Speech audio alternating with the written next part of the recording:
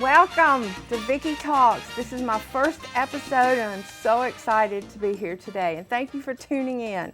My first guest is Merna Gill. Merna and her husband, Dr. Gill, have traveled all over the world. But most intriguing to me is their trip to Cuba, and I hope it will be to you also. Policies regarding the U.S. and Cuba are ever changing. And the changes started in December of 2014 when President Obama made the announcement on a world platform that the U.S. wanted to rebuild relations with Cuba. Even though the embargo is still in place, restrictions have been lifted and travel has been made easier with direct flights. Merna is here today to fill us in on more details. Merna, thank you for being here today. Thank you for inviting me. It's an honor to be your first guest. Yes, it is for me too. So Merna, how did you first come to travel to Cuba? Well, you know, we wanted to go for a long time and just wasn't sure how we could go about going, but we heard you have to go educationally. We wanted to go for the same reasons everybody else did, to see those old cars and maybe smoke a cigar and see the Hotel Nacional in Malecon. We're big Godfather fans, so we knew the mafia hung out there. We have this combined history. We just wanted to go see what it was like. And fortunately, my husband was invited with the healthcare delegation through the ambassador program that Eisenhower had set up back after World War II to help citizens connect with others. And it is called the People to People Ambassador Program. The healthcare executives, of course, they wanted to go see what healthcare was all about, and we were going to get to see some schools. And I'm a teacher, always up for an adventure. So, of course, I tagged along. Of course. Awesome. So, is it safe to travel to Cuba? You know, that was one of our first concerns about going there because we'd read so many things in our literature to prepare. It sounded like we needed to stay with the group, and everything was so different going there to a communistic country than traveling other places. Right. But we realized after we got there it was very safe. They try to keep the tourists safe, the people who come from other places, of course, because they want to have a good reputation and people will want to go back.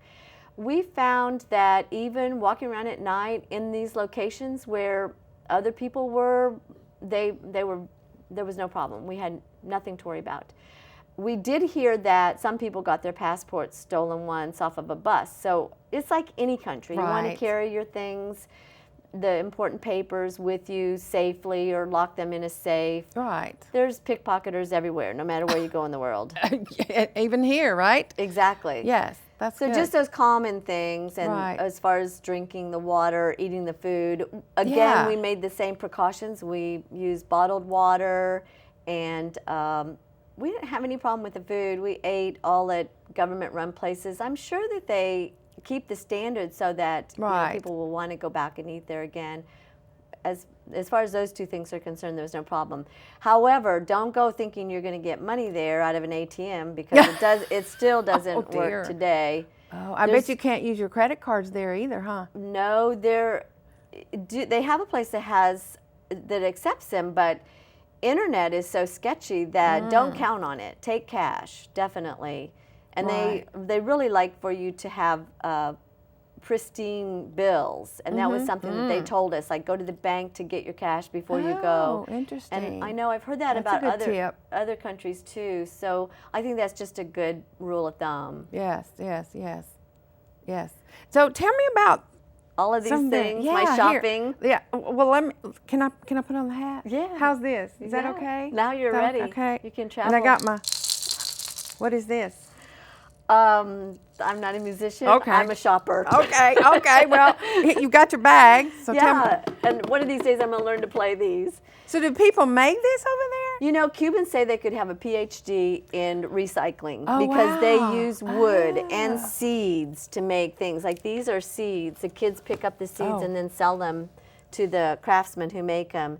And wood, you can see this is grass, and so yes, they make everything by hand, and this was perfectly legal for us to purchase when we first went in 2014 because it was through the craftsmen and from the locals. But at that time, you really weren't supposed to purchase anything or give money to the government. But now President Obama has made a change for many of us here to travel easier. But we still have to check one of the 12 ways, like either you're a journalist or you work for the government. Most of us go people to people. If you go educationally, then you have to go through a program over either at the university or at a high school, or like we did with this educational travel service. So there are still 12 ways to go. The easiest one for us, most citizens, is people to people. Check that. And you have to sign an affidavit that says you will not be a tourist. You're not going there to hang out on the beach. Sorry, Vicki. So I can't give up my trip to Aruba to go to Cuba. It is not the same. You can go to Aruba and hang out on the beach, but in Cuba our government wants you to travel for educational purposes or cultural exchange, visit with the people, go to their museums, learn about the history. We saw singing and dancing, and they have a lot of culture, artists, went to galleries and met people. So like in other countries, Africa I'm very familiar with, and Brazil and places like that, do the people sell this? Like in the Bahamas, when you go to the Bahamas, they're selling it to make a living. Yes, that's right. And you'll see like tables set up. The government the Cuban government now allows entrepreneurs. And so those entrepreneurs, they apply for a certain certificate in order to have a business, whatever that business is. So it costs different amounts. Some of them have what they call casa particulars, where you can go and rent a room from them. And then some of them are vendors on the street. They may sell like peanuts in a little container. Yes, you'll see them on the streets, and the place that we shopped at is sort of like a co-op. It was a huge warehouse where there were many vendors set up with their different goods to sell. So they're very creative, not like, I'm sorry, here in the United States, the government takes care of us if we don't want to work. They don't have that in Cuba, do they? No, they prefer to work for themselves because they can make more money. With the government, everyone is making the same amount, more or less. Now, the doctors got a little bit of a raise, but they could make like 10 kook, which is about $12, $13 a month. Whoa. Working part-time. If they have a full-time job, they may be making 20 or 30 kook. Wow. So think about trying to provide for your family on $35 a month.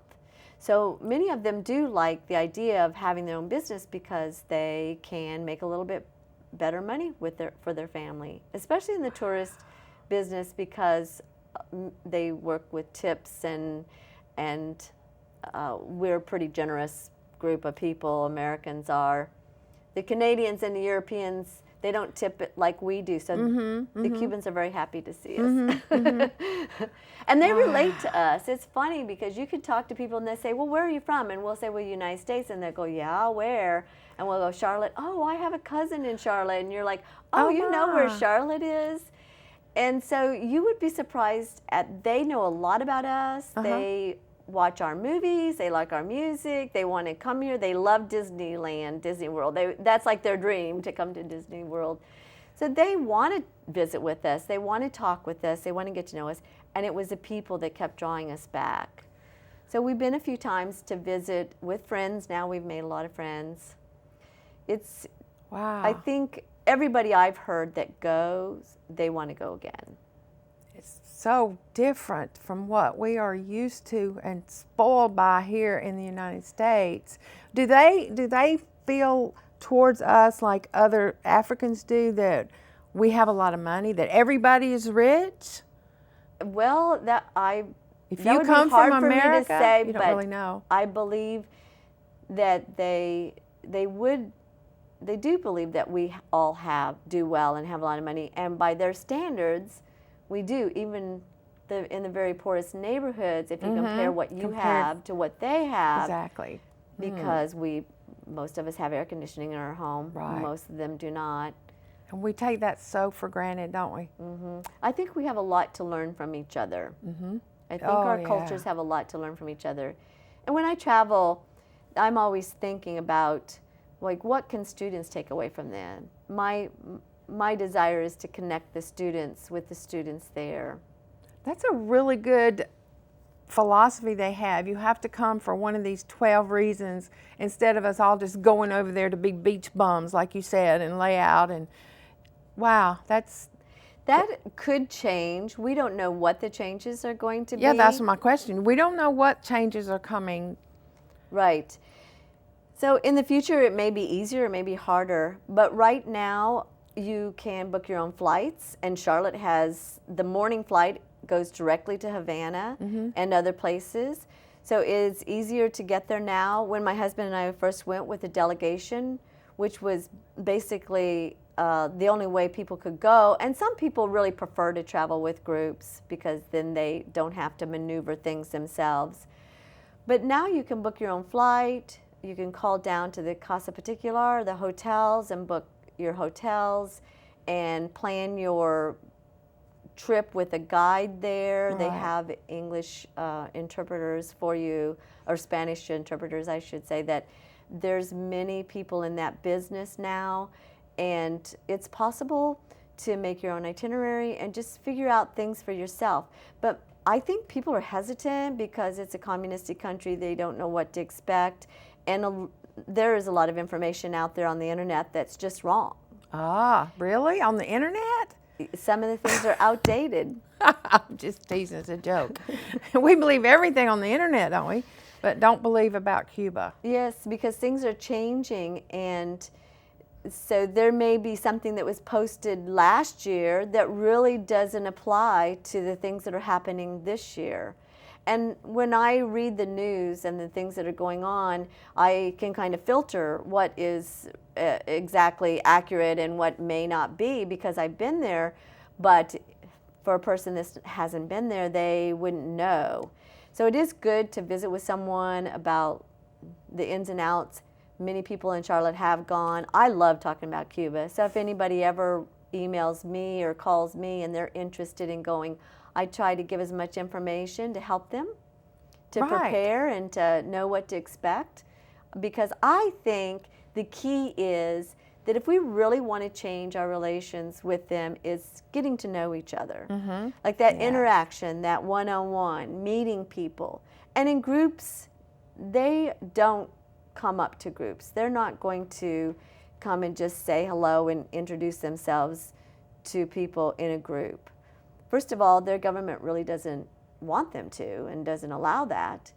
But second of all, think how intimidating that would be, especially if their English isn't exactly perfect. So it's really getting out into the area and meeting people one-on-one and visiting with them and seeing how much you can communicate with them. I don't speak Spanish, so we take an interpreter with us or get an interpreter there, and that helps us. I mean, we've stopped and talked to farmers, and it's so inspiring to visit with them, and they're interested in us and we're interested in them, and what do you think the changes are going to be? And they share with us, well, this is what we're hoping for. They say, in Cuba they have the saying, God willing, because they don't know what the changes are going to be and what is going to happen.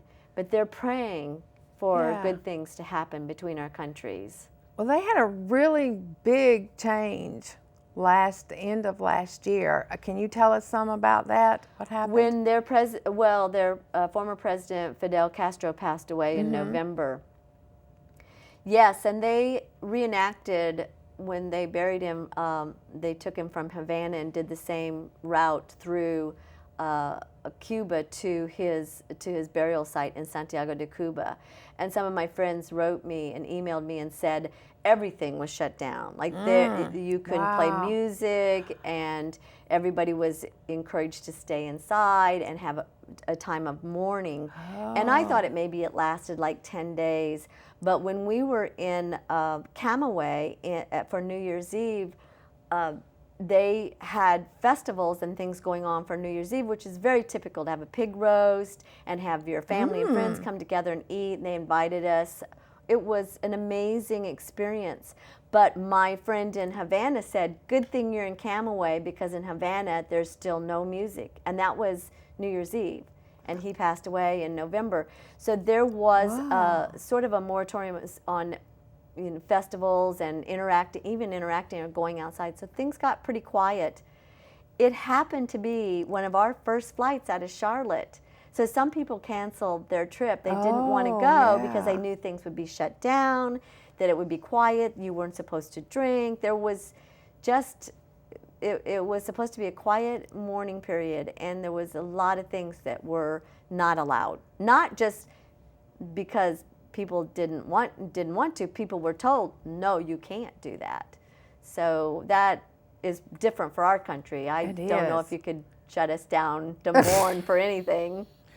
Exactly. But his brother had taken over already in 2008, so it wasn't that they were without a president for any period of time. They had things in place, and okay, very different culturally. We wow, it's interesting. I hope people from just talking to you, I'm ready. I really want to go. I'm like, take me as your friend next time. I hope everybody will put it on their calendar to go at some point, because I think they're so close. We should know our neighbors.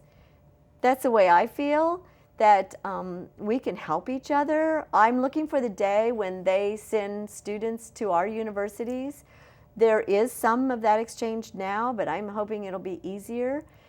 That's my desire. I write my congressman, I've written the president. Those are my concerns, is that we don't keep them locked in this isolation just because they don't have access to internet easily. It's expensive. The internet is throughout the island now, but it's still very expensive for them to connect. Oh, yeah. And that's isolating. They feel it. The young people want to do what our young people do. They want to know that if they work hard, that they're going to better their family. It's no different. Their desires are no different than ours. So can they come over here and live like other countries can just come over? To get a visa, and even just to get a visa to come visit is very difficult. Oh, very difficult. President Obama was, I believe, trying to make it easier by getting rid of that policy that they called